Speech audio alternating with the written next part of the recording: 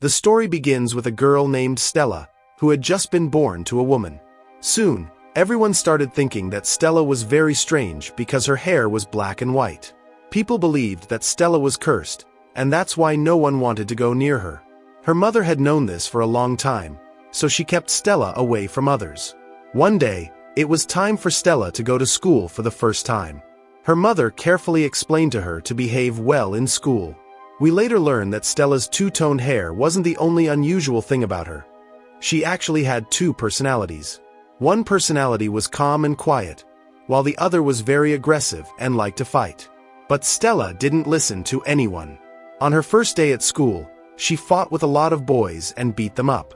There wasn't a single day when Stella didn't get into a fight. She only had a small dog and a black girl as her friends at school. Due to Stella's constant fighting, she was expelled from school. Her mother couldn't understand how to handle her daughter anymore. So, she decided to leave the country and move to London. Although Stella was weak in studies, she had a great interest in fashion designing. That's why her mother started making plans to go to London. But for the time being, she went to ask for help from a friend who lived in a palace. Stella didn't know anything about these plans, so her mother told her to stay in the car while she went inside to get help. She gave Stella a locket and told her not to step out. But Stella was never the type to listen. Despite her mother's warning, she got out of the car and started heading inside. Stella noticed that there was a fashion show happening in the palace, something she had always been passionate about. She quietly tried to sneak in to watch it. But suddenly, 3 dogs appeared, sensing her presence, and started chasing her. Stella, terrified, ran away. Stella climbed onto the stage, and everyone was shocked, wondering who this girl was. She somehow managed to climb a rope to avoid being bitten by the 3 dogs chasing her. However, she had no idea that her playful act could cost someone their life. As she was running towards the exit, the dogs continued to chase her, but they suddenly sniffed the scent coming from Stella and ran towards her mother, knocking her down. Stella's mother fell from a great height, and her immediate death followed. Stella was devastated, blaming herself for her mother's death. As people gathered in the palace to investigate the incident, Stella quickly ran away because she didn't want to be seen as her mother's killer. In her panic, she accidentally left the locket her mother had given her behind, which was now in the hands of the people in the palace. Alone in the city and unsure of where to go, Stella went to sleep on the side of the road. The next morning, she met 2 boys who were also orphans. They had lost their parents at a very young age. Seeing the similarity in their lives, Stella began following them, and they eventually allowed her to stay with them in their old apartment. Stella dyed her hair to blend in with others, not wanting anyone to judge her based on her appearance. Years passed, and Stella and her 2 friends grew up. They started stealing small things from places, snatching wallets from people on buses or vehicles. Stella also used her fashion design skills to make costumes for herself and her partners to help with their crimes.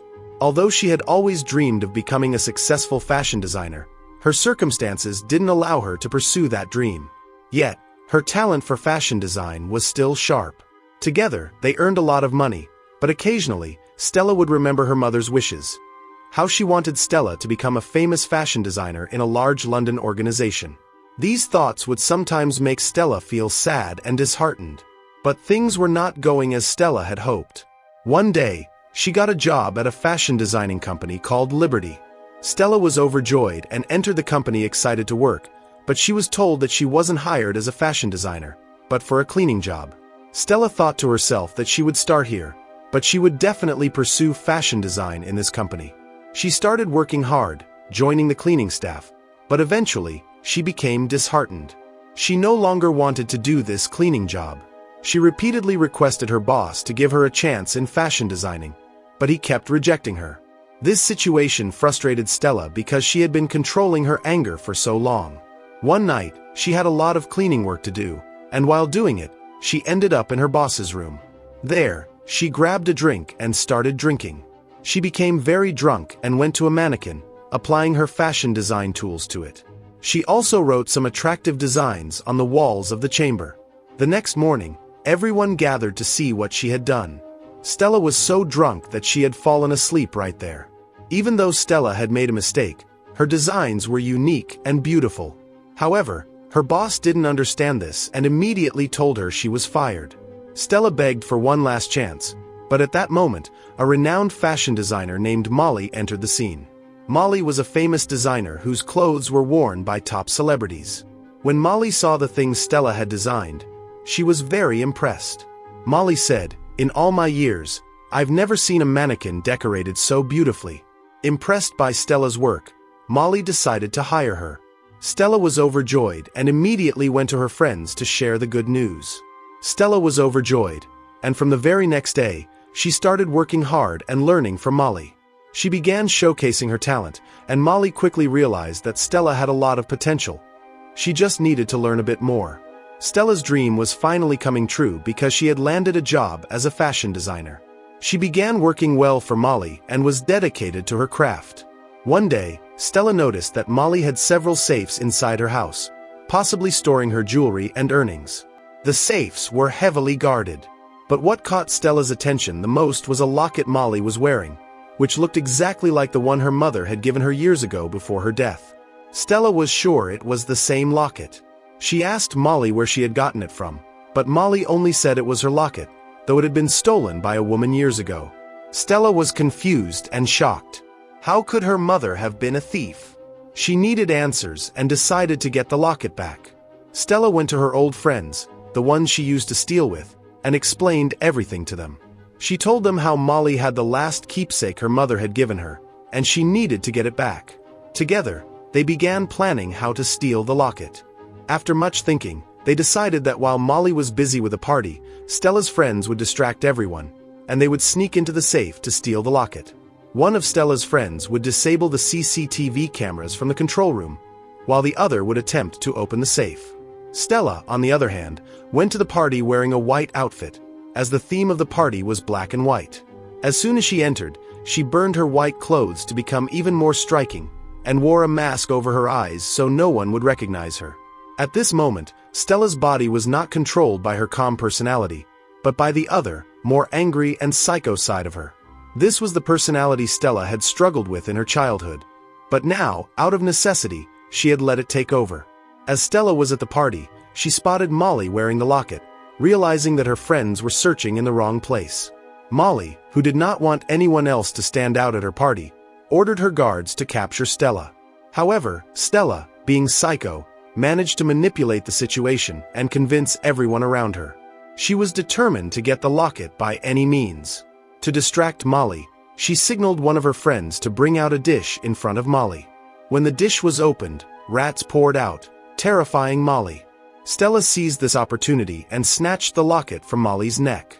She quickly handed it to her dog, which ran off with it. When Molly realized what had happened, she blew a whistle, and the 3 dangerous dogs from Stella's childhood, the same ones that had caused her mother's death, appeared. They chased after Stella's dog, catching up quickly and stealing the locket. In that moment, Stella realized something that shook her.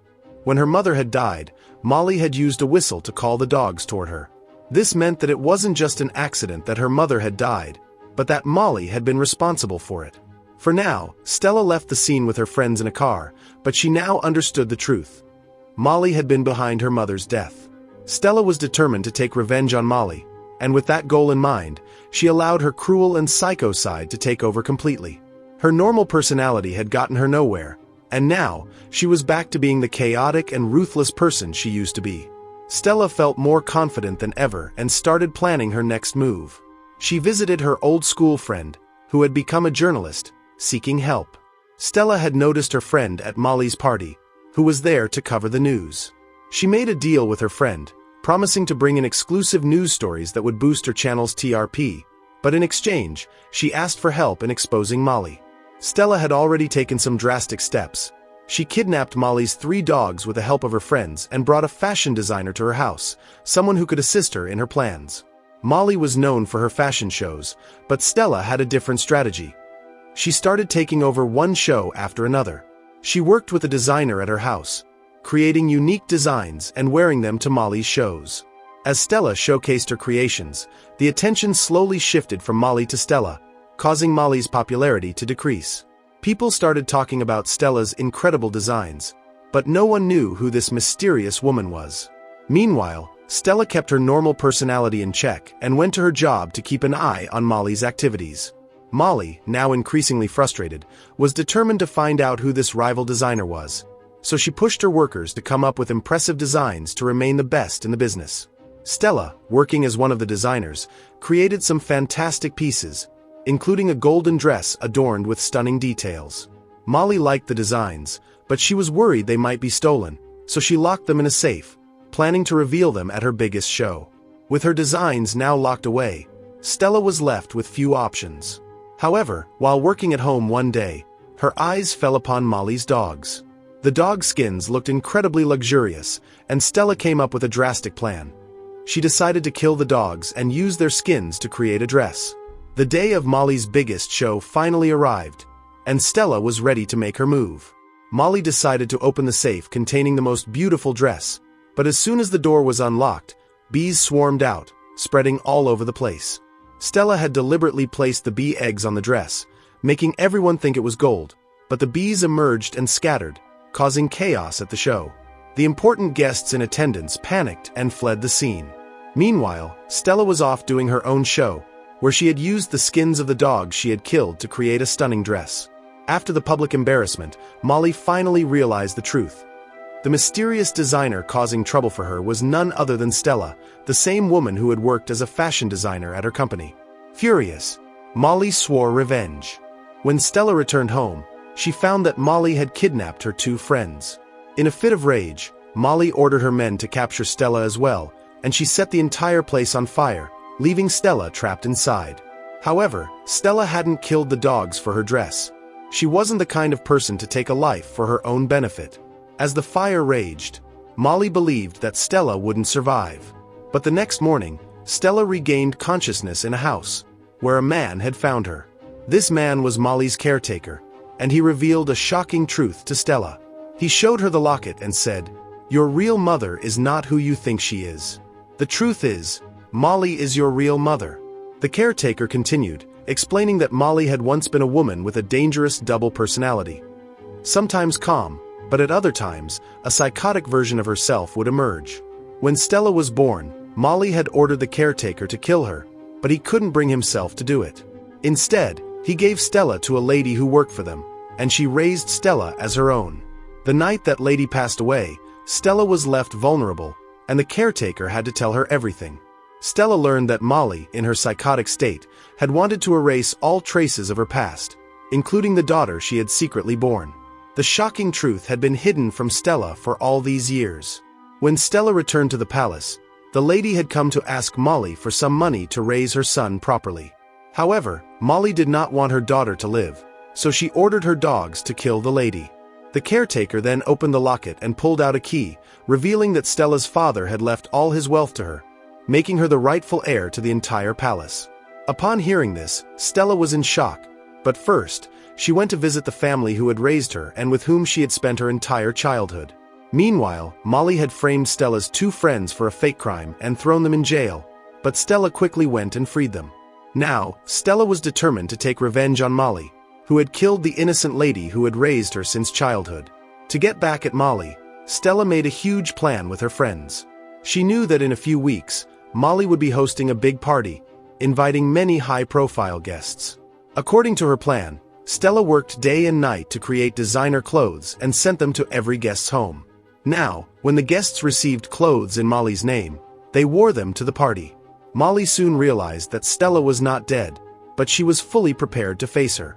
She thought, "Let Stella come, I'll deal with her, and this time, no one can save her." The party took place in the same palace where Molly had had Stella's stepmother killed. As the guests arrived, each of them wore the exact same outfit that Stella had sent them. These outfits were designed to look like Stella's, so Molly wouldn't be able to recognize her quickly. Stella hid among the guests, and using her clever thief skills, she managed to steal the small whistle that Molly used to control the three dogs. Stella then went to the spot where her stepmother had fallen and blew two whistles, summoning the three dogs. Molly followed them, but when she tried to stop the dogs, they ran straight to Stella without attacking her, because now the whistle was in Stella's hands. But for some unknown reason, Molly approached Stella like a mother and hugged her. She told Stella that she had made a huge mistake. However, in the next moment, Molly grabbed Stella and threw her from a height, claiming that no one could be a better psycho and designer than her. But the most shocking part was that all the guests witnessed this. They realized just how evil Molly truly was. And soon, Molly was caught by the authorities. After a while, Stella appeared, standing right in front of them, despite being thrown down earlier. But Stella had predicted everything beforehand. When she was falling, she had opened the parachute embedded in her dress, ensuring a safe landing. In the end, Stella successfully sent Molly to jail, avenging her murdered stepmother. Stella decided that she would leave her original identity behind and live her life in this confident, psycho personality, as it was this very persona that had given her a sense of identity. And so, the story comes to an end.